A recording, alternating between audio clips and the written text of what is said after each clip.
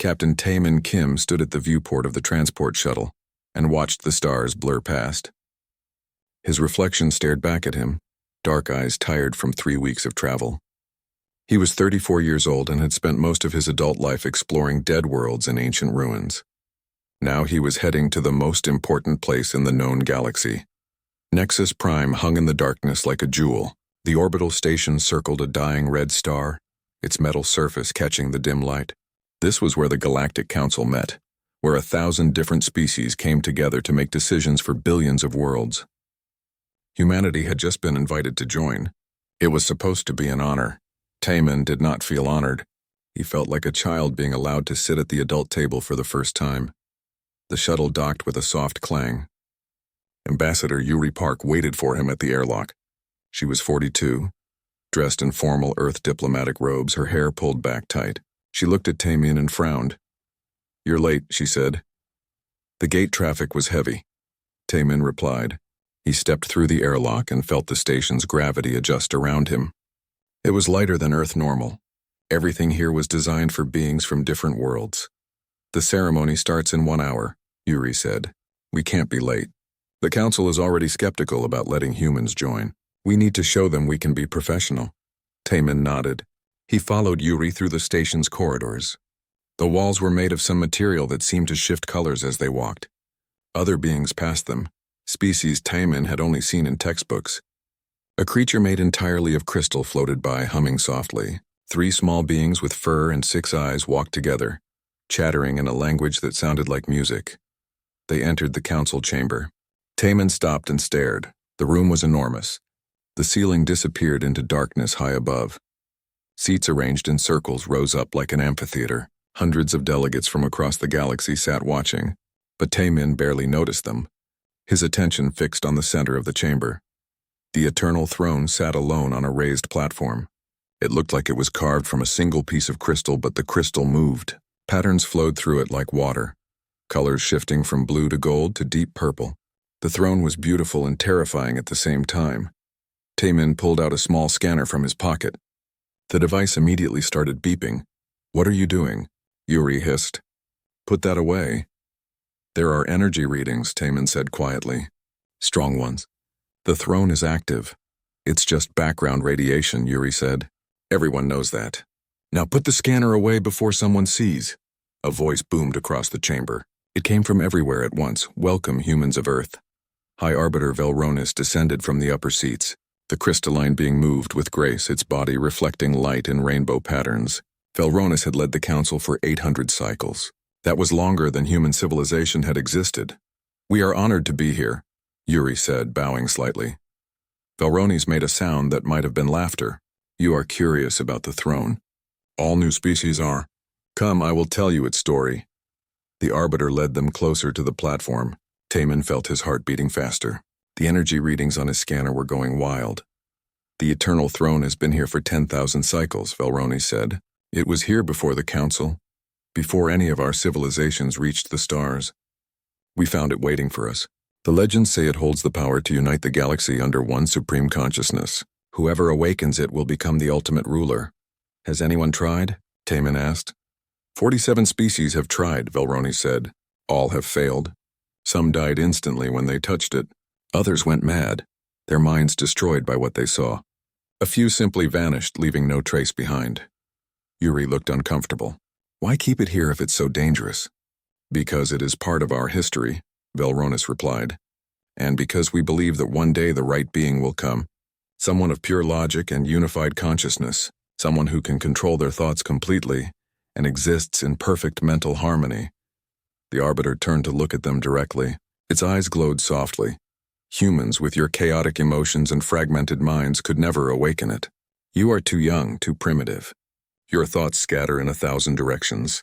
You fight among yourselves. You feel things that cloud your judgment. The throne requires perfection." Taemin felt anger flash through him.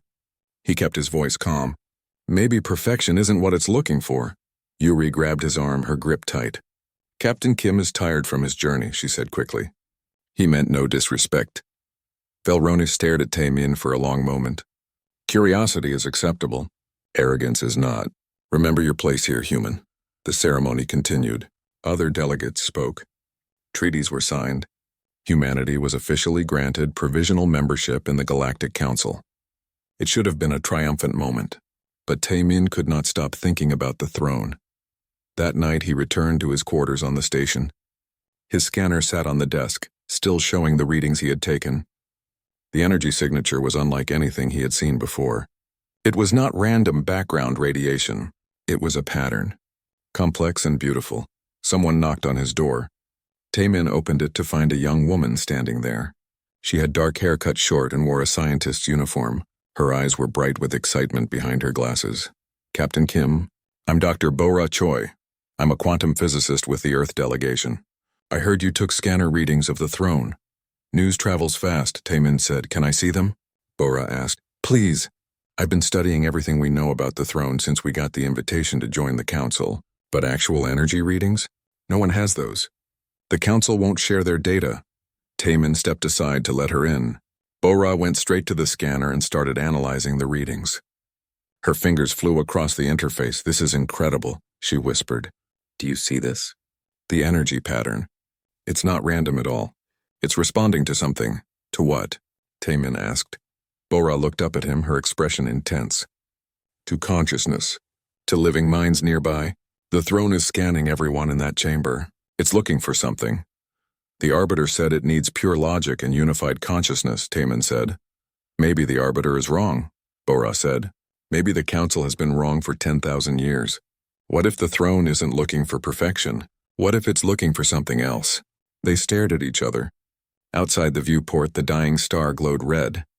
The eternal throne waited in the chamber below, patient and timeless. And for the first time in 10,000 years, it had found something interesting. Dr. Bora Choi had not slept in 2 days. Her eyes hurt from staring at screens and her back ached from hunching over her workstation. But she could not stop. The data from the throne was too fascinating. The human research station orbited Nexus Prime at a safe distance. It was small compared to the main council facility, just a cluster of modules where Earth scientists could work. Bora had claimed the largest lab for herself and filled it with equipment. Taemin found her there on the third morning. She was surrounded by floating holographic displays showing complex mathematical equations. Empty coffee containers littered her desk. "Have you eaten?" he asked. Bora waved a hand dismissively. "Food can wait. Look at this." She pulled up a new display. It showed the energy signature from the throne alongside other data patterns. "I've been comparing the throne's readings to historical records," Bora said. "The council keeps detailed files on every species that attempted to awaken it. I managed to access them through some back channels." She gave Taemin a guilty look. "Don't ask how. What did you find?" Taemin asked. "Every species that failed had one thing in common," Bora said. "They all achieved perfect mental unity. The Valkorians are a hive mind, thousands of individuals thinking as one. The crystalline collective shares thoughts through quantum entanglement. The Silicon Prophets uploaded their consciousness into a single network. Every single species that tried was completely unified in their thinking." Taemin frowned. "But the Arbiter said the throne needs unified consciousness. That's why humans can't awaken it." "That's what I thought too," Bora said. "But then I looked at the quantum signatures. The throne doesn't respond to unified thought patterns. It responds to something else entirely." She brought up another display. "Look at this. This is the quantum uncertainty pattern of a human brain." The display showed a chaotic swirl of energy, constantly shifting and changing. "Now look at a Valkorian hive mind," Bora continued. The next display was completely different. The pattern was smooth and regular, like a perfect sine wave.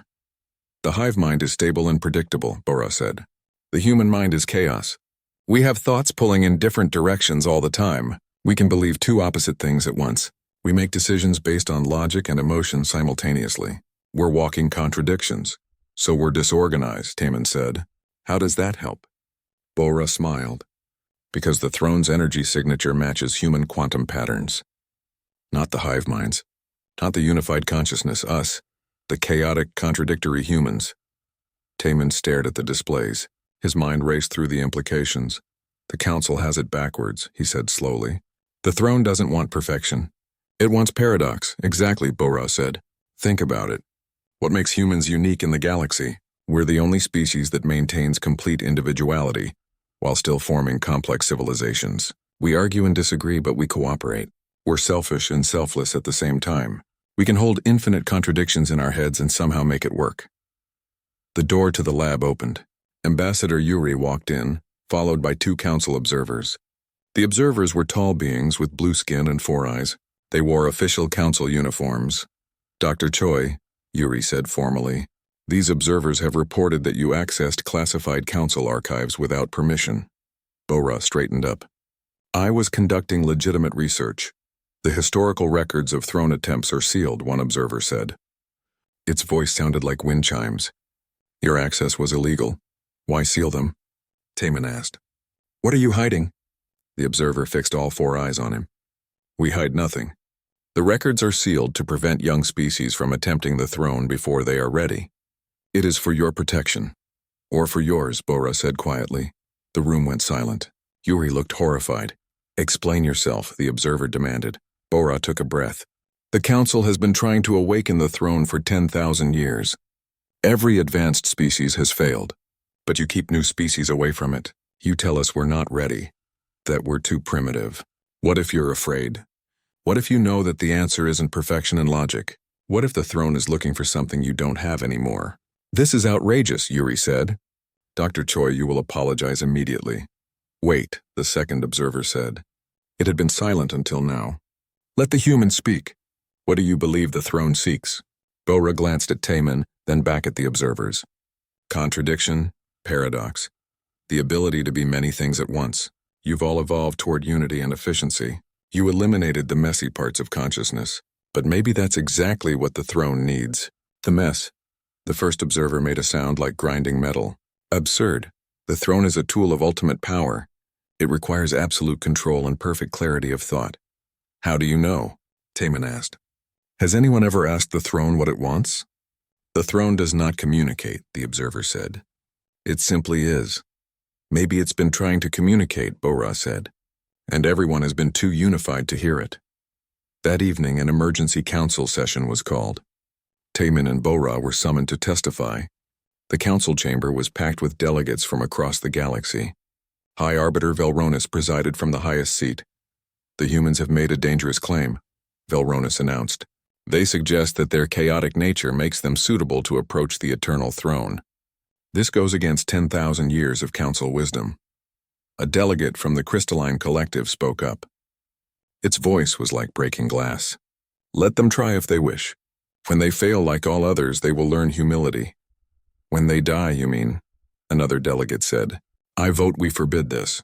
The humans are too valuable to waste on a failed experiment. Arguments erupted across the chamber. Some species wanted to give humans permission. Others wanted to expel humanity from the council entirely for their arrogance. The noise grew louder and louder. Velronis raised a hand and silence fell. The council votes. Should humans be permitted to attempt awakening the eternal throne? Lights flickered across the chamber as delegates registered their votes. Taman watched the tally appear on the central display. The numbers climbed, for against. The final count appeared. The vote was against humans attempting the throne. By a significant margin. The decision is made, Velronis said. Humans are forbidden from approaching the throne. The matter is closed. But as they left the chamber, Taman felt something strange. The throne was behind them, sitting silent in the center of the room. And for just a moment he could swear he felt it watching him. That night, Yuri called an urgent meeting in her quarters. Taman, Bora, and 3 other humans gathered around her desk. I received a private message, Yuri said. She looked pale. From Earth. The government wants us to attempt the throne anyway, in secret. That would be direct violation of council law, Taman said. Earth believes this is our chance to prove we belong here, Yuri said. To show we're not just primitive newcomers. If we can awaken the throne when no one else could, the galaxy will have to take us seriously. Bora leaned forward. But we could also die trying. Yes, Yuri said. We could. They sat in silence. Outside the viewport, stars glittered in the endless dark. Somewhere in that darkness was Earth, waiting for their answer. Taman thought about the throne, about its energy patterns that matched human consciousness, about 10,000 years of failure, about the possibility that maybe, just maybe, humanity had what the throne was looking for. I'll do it, he said. The plan was simple. which Taemin knew meant it would probably go wrong. It was 3 in the morning by station time. Most of the council delegates were asleep or in meditation. The council chamber was sealed and guarded by automated defense systems. No one could get in without proper authorization, unless they had engineer Ho-Jin Lee. Ho-Jin was 38 years old and had been working with computer systems since he was 10. He was thin and tired-looking, with dark circles under his eyes, but his fingers moved across holographic interfaces faster than anyone Taemin had ever seen. The defense grid updates every 20 minutes, Ho-Jin said. He crouched in a maintenance corridor outside the chamber. When it updates, there's a gap of exactly 47 seconds. That's our window. 47 seconds to get in, reach the throne, and try to activate it? Taemin asked. No, Ho-Jin said. 47 seconds to get in. After that, the alarms will trigger anyway. We'll have maybe 5 minutes before security arrives. Probably less. Commander Daehyun Song checked his equipment for the 3rd time. He was 45 and built like a wall. Before joining the diplomatic mission, he had served in Earth's military for 20 years. His face was scarred and his expression was grim. This is a bad idea, Daehyun said. We're violating about 15 different council laws. If this goes wrong, Earth could lose its membership. If we succeed, none of that will matter, Bo-Ra said. She was pale but determined. And if the throne kills him? Daehyun asked, looking at Taemin. No one answered that. Update in 30 seconds, Ho-Jin said. His hands danced across the interface. 20 seconds. Get ready. Taemin felt his heart pounding. He had faced danger before. Ancient ruins sometimes had traps. Dead worlds could be hostile. But this was different. This was choosing to approach something that had killed dozens of beings far more advanced than humans. 10 seconds. Ho-Jin said. Taemin thought about Earth, about 7 billion humans waiting to be accepted by the galaxy, about proving that humanity deserved to be here. 5, 4, 3, 2, 1, go. The door to the council chamber slid open. They ran inside. The chamber was dark except for the throne, which glowed softly with its own light. The crystalline seat pulsed with shifting colors. Taemin ran toward it. His footsteps echoed in the huge space. Behind him, Bo-Ra set up scanning equipment. Daehyun stood guard at the door. Ho-Jin worked frantically to keep the systems confused as long as possible. The throne grew larger as Taemin approached. It was beautiful up close. The crystal was not one solid piece, but millions of tiny structures, all moving in patterns too complex to follow. Colors flowed through it like water. Blues became purples, became golds, became greens. Taemin stopped at the base of the platform. The throne sat 3 meters away. It seemed to be watching him. Readings are incredible, Bo-Ra called out. The throne is reacting to your presence. The energy output is increasing. Is that good? Taemin asked. I don't know, Bo-Ra admitted. This has never happened before. In all the historical records, the throne never reacted until someone actually touched it. Taemin climbed the steps of the platform. Each step felt heavier than the last. The air around the throne seemed thick, like walking through water. Energy crackled across his skin. He was 2 steps away when the alarm started. Red lights flooded the chamber. A voice boomed from everywhere at once, speaking in the council's common language. Unauthorized access detected. Security protocols activated. All intruders will be detained. How long? Daehyun shouted. 2 minutes, maybe 3, Ho-Jin replied. The system is fighting me. I can't hold it longer. Do it now. Bo-Ra yelled at Taemin. Taemin reached out. His hand trembled. Every instinct told him to run. But he thought about the energy patterns, about human consciousness, about paradox and contradiction, about being many things at once. His fingers touched the throne. The universe exploded. Taemin saw everything and nothing. He was everywhere and nowhere. Time stopped and rushed forward simultaneously. He heard colors and saw sounds. His mind expanded to fill the galaxy and contracted to a single point. The throne flooded his consciousness with information. 10 million years of compressed knowledge poured into him. He saw the birth of stars and the death of worlds. He felt the thoughts of 1 billion beings across 1,000 species. He understood mathematics that had no numbers and physics that defied logic, and through it all he felt the throne itself. It was curious. After 10,000 years of failure, something interesting had finally arrived. Taemin saw visions of the throne's creators. They were not like any species he knew. They existed as impossible beings, creatures of pure contradiction. They were matter and energy at the same time. They were individual and collective. They were logic and chaos together. They had built the throne as a test, a challenge, a gift for whoever could understand what they had been. And now Taman understood. The throne did not want perfection. It wanted possibility. It wanted a mind that could be two things at once. A species that could fight itself and work together. Beings who were selfish and selfless, logical and emotional, wise and foolish all at the same time. It wanted humans. The doors of the council chamber burst open. High Arbiter Velronis rushed in, followed by dozens of security drones. More delegates poured through other entrances. The chamber filled with hundreds of beings. They all stopped and stared. Timon stood with his hand on the throne.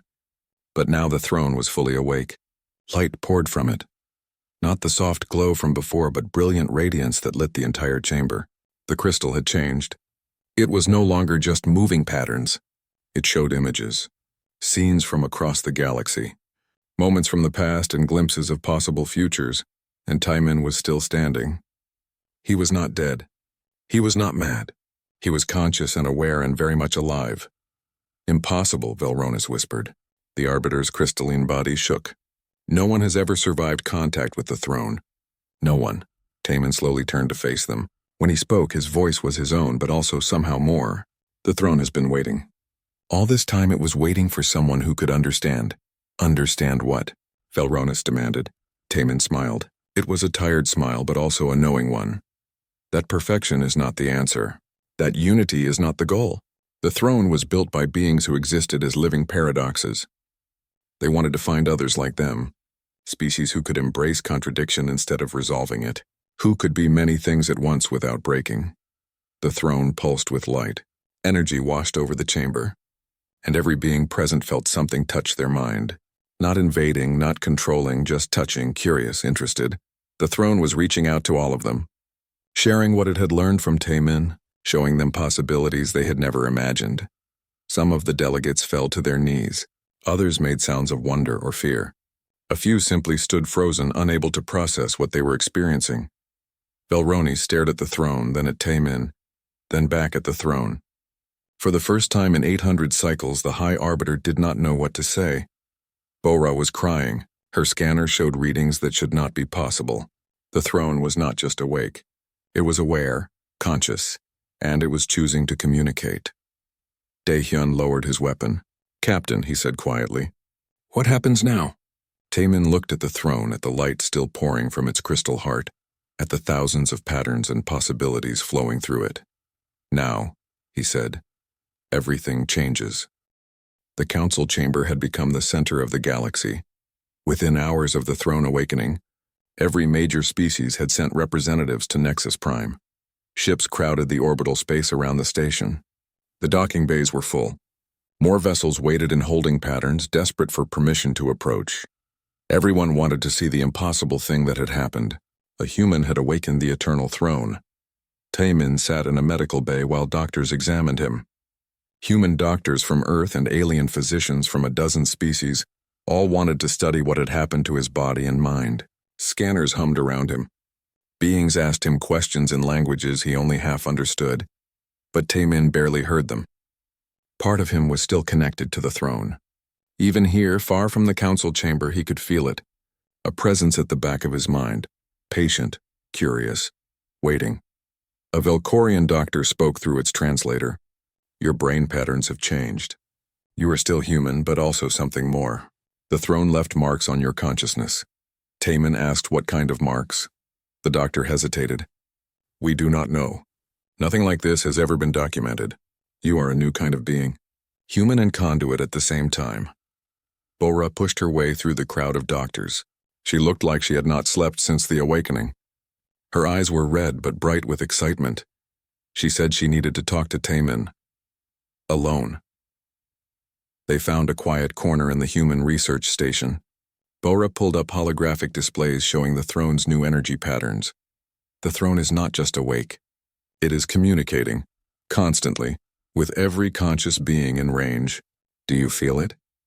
Taman nodded slowly, like a whisper at the edge of hearing. "It is showing me things, possibilities, futures that might happen." Bora asked what kind of futures. "All kinds," Taman said. Good ones where the galaxy unites and explores beyond known space. Bad ones where species go to war over the throne. Strange ones where reality itself changes. The throne does not predict the future. It shows infinite possibilities. Bora explained that the throne was not a weapon or tool of control. It was a probability engine. It existed in quantum superposition, experiencing all possible states at once. That was why unified consciousness failed. Hive minds only thought in one direction, but humans considered multiple possibilities simultaneously. They doubted and believed at the same time. They were natural probability engines themselves. Before Taemin could respond, alarms started blaring. Emergency lights flashed red throughout the station. Daehyun's voice came through their communication devices. "You need to get to the council chamber. Now. We have a situation." They ran through the corridors. Other beings rushed in the same direction. When they reached the chamber, they found it packed with delegates. But the mood was not celebration. It was fear. The throne had changed again. Instead of showing peaceful images, it now displayed scenes of conflict. Ships firing on each other, worlds burning, species fighting over control of the artifact. High Arbiter Velronis stood before the throne, its crystalline body reflecting the violent images. The throne shows us our own darkness. It reveals what could happen if we fight over its power. Already factions are forming, species claiming the right to control it, others demanding it be destroyed. A delegate from the Silicon Prophet spoke up. Its voice was metallic and cold. The humans awakened it.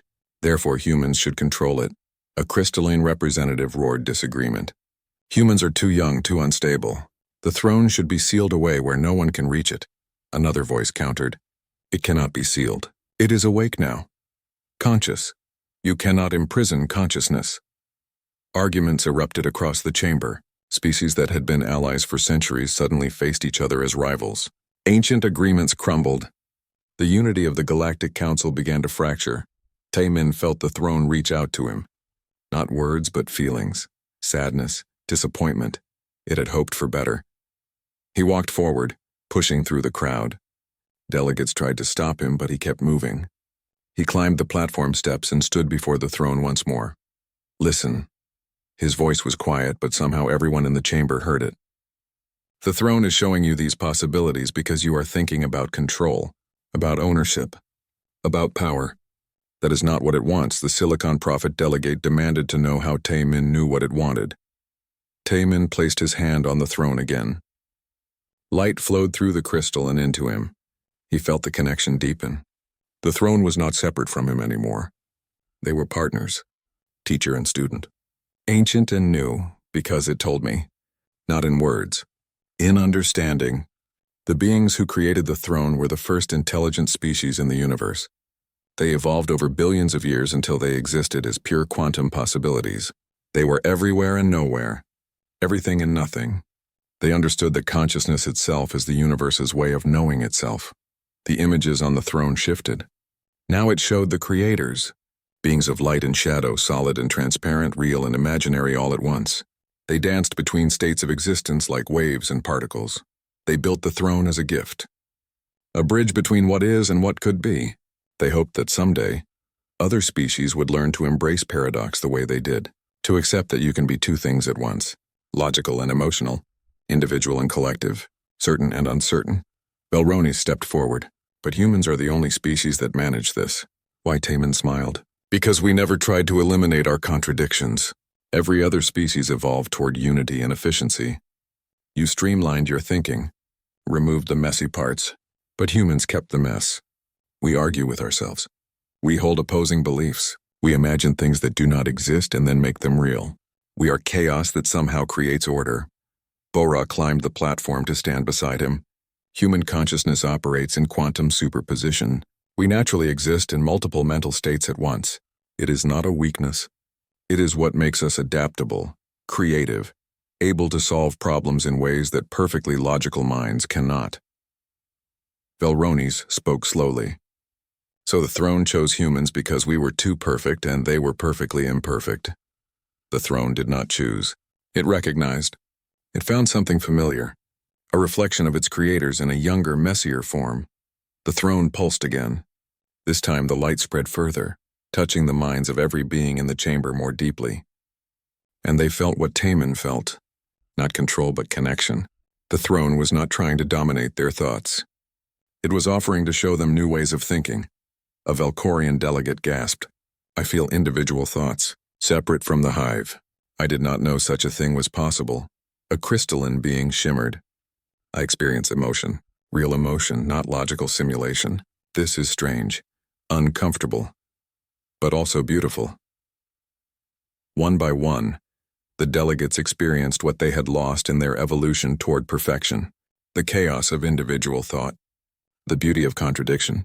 The power of holding two opposite ideas at once and finding truth in both. Velronis made a sound like breaking glass. The Arbiter was crying.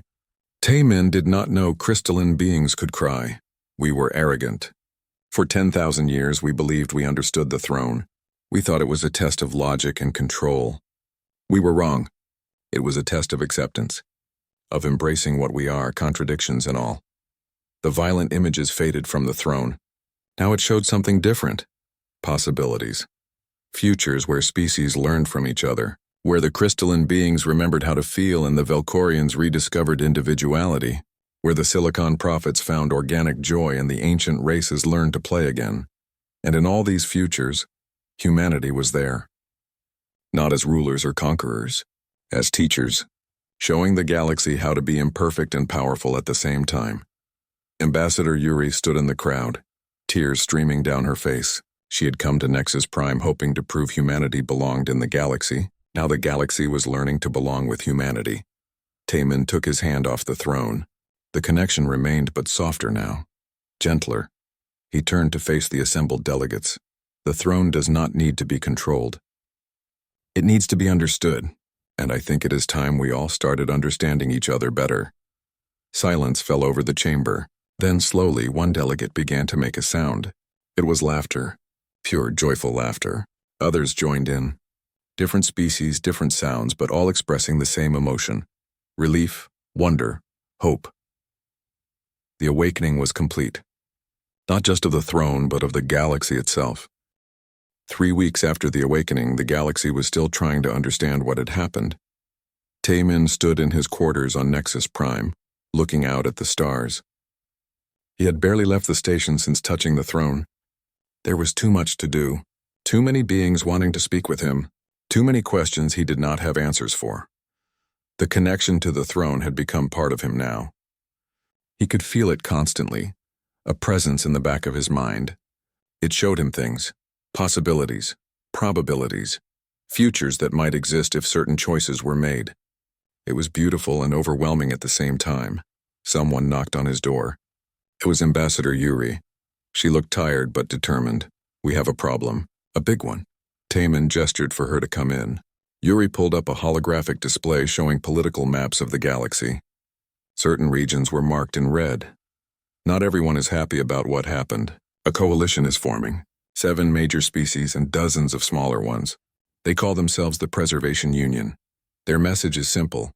Humans with access to the throne are too dangerous, too unpredictable. Taman asked what they wanted. They want you severed from the throne, by force if necessary. They are threatening to leave the council if their demands are not met. If they leave, half the galaxy goes with them. The council will collapse. Taman felt the throne stir in his mind. It showed him possible futures. In some, the coalition attacked Nexus Prime. In others, war spread across the galaxy. In a few, the throne itself was destroyed, taking Taman with it. He asked what High Arbiter Velronis said. Velronis is trying to negotiate, but the Arbiter is losing support. Many council members are afraid. They saw what the throne can do. They understand its power now, and power terrifies them. Bora arrived next, carrying data tablets and looking excited despite the crisis. I have been studying the connection between you and the throne. It is incredible. Your consciousness is entangled with it at a quantum level. You are not controlling it and it is not controlling you. You are partners, co-pilots. This has never been seen before in any species. Yuri asked if the connection could be broken. Bora hesitated. Maybe, but I do not think it would be safe. The throne is awake now because of Taman. If you sever them, the throne might go dormant again. Or worse, it might lash out. We do not know. Taman asked what they thought he should do. Yuri sat down heavily. I think you should speak to the council. All of them. Make them understand that you are not a threat.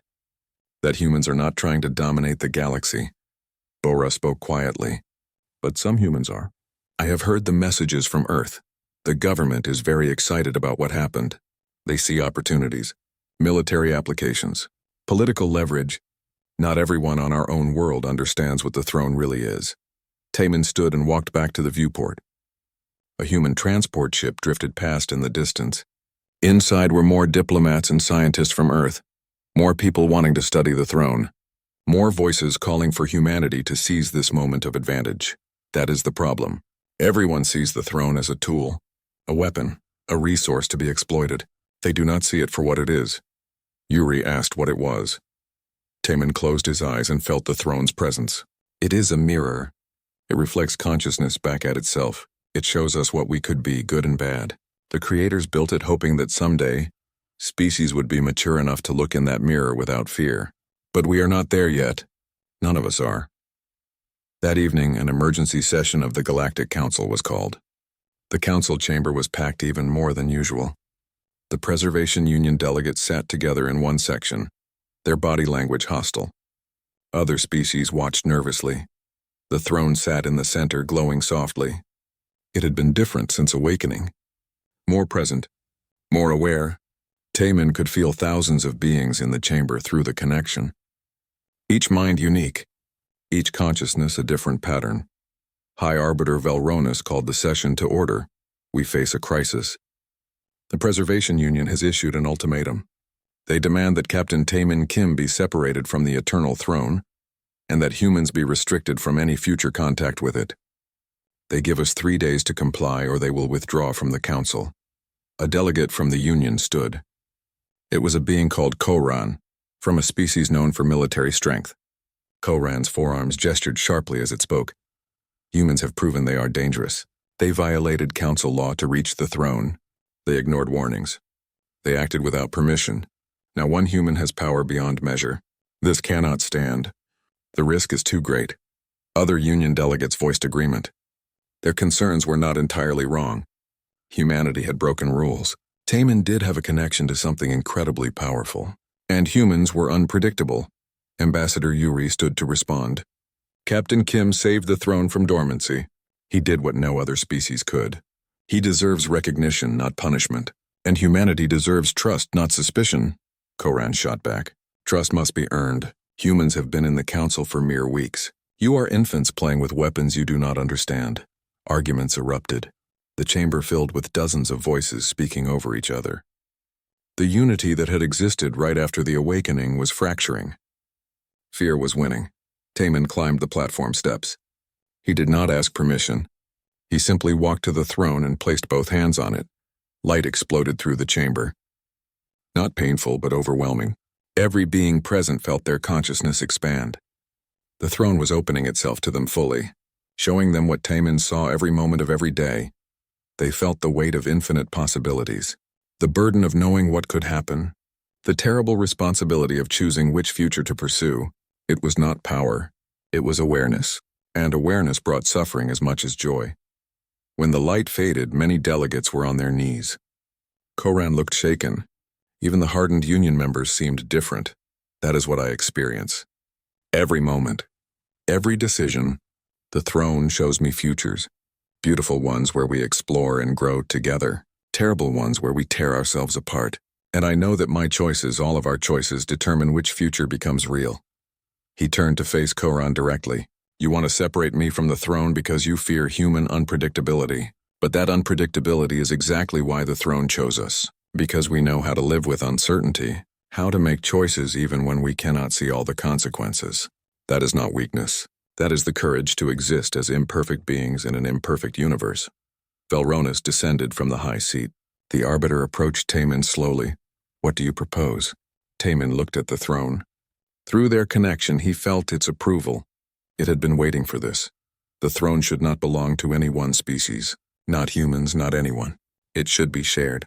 I will serve as its first keeper, but there will be others, from different species, different perspectives.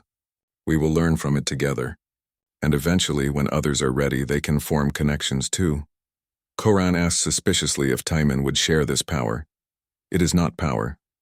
It is responsibility, and yes, I would share it. Because the throne's greatest lesson is this: we are strongest when we embrace our differences. When we accept that no single perspective holds all truth. When we are many things at once and call that unity.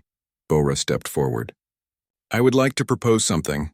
Establish an institute of quantum consciousness, a place where beings from all species can study the throne together, learn to understand consciousness itself, not to control it but to appreciate its complexity. Velronis spoke. I support this. The arbiter position has taught me much in 800 cycles, but Captain Kim has taught me more in 3 weeks.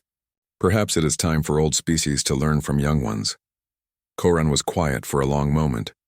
Finally it spoke. The Preservation Union will withdraw its ultimatum. On one condition. Humans must prove they can be responsible keepers. Any abuse of the throne's connection, any attempt to use it for dominance, and we will revisit this conversation. Yuri agreed quickly. The tension in the chamber slowly eased.